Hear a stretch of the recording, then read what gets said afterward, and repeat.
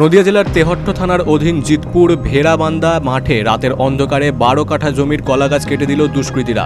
সূত্র মারফত জানতে পারা যায় যে ওই গ্রামের বাসিন্দা বিকাশ বিশ্বাস তিনি একজন চাষি, পরের জমিতে কন্ট্রাক্ট নিয়ে কলাগাছ চাষ করেন। সকালে তিনি জমি দেখতে এসে দেখেন তার জমির কলাগাছ কে বা কারা রাতের অন্ধকারে কেটে দিয়েছে, কিন্তু অভিযোগ করেন যে তিনি আগে তৃণমূল করতেন, এখন বিজেপি করেন, তাই তার কলাগাছ কেটে দিয়েছেন বলে তিনি অনুমান করছেন। আজকের ঘটনাটা আমি সকালবেলায় এদিকে হাঁটতে আসি, প্রতিদিন আসি। কাল সন্ধেবেলায় আমি এই ভুঁয়ে সব আমি চারপাশ ঘুরে যাই, একবার করে আসি ভুঁই পানে। তা সকালবেলায় এসে দেখি আমার ভুঁয়ের কলা কাটা। তা আমি প্রথমে এসে বলছি আমার ভুঁয়ে কলা কাটা কী ব্যাপার, আমি তো কারোর সাথে অন্যায় বিরোধ কিছু নেই। এসে দেখছি আমার ভুঁয়ে কলা কাটা, ভুঁয়ে এসে দেখি মাথা ঘুরিয়ে গেছে। আমি এই পরের জমি 12,000 টাকা কন্ট্রাক্ট নিয়ে এই জমিটা চাষ করেছি, আর এমনি ধার দেনা করি বিরাট টাকা ধার করি আমি এই জমিটাকে ফসলটা ফলেছি।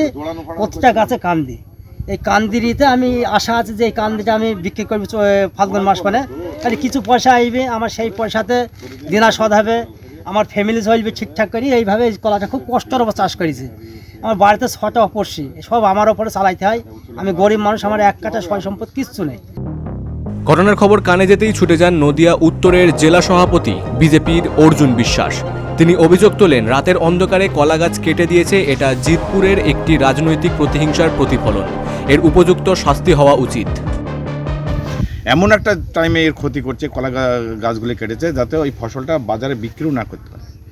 তা আমার মনে হচ্ছে এইরকমের এই যে নিম্নমানের যারা মানসিকতা নিয়ে চলে, তা আমার মনে হচ্ছে যারা এই কাজটা করছে তাদের উপযুক্ত শাস্তি হওয়া দরকার। আমি ইতিমধ্যেই থানায় আইসি সাহেবকে বলেছি এবং আইসি সাহেব উনি বলেছেন যে তাড়াতাড়ি একটা কমপ্লেন দিতে।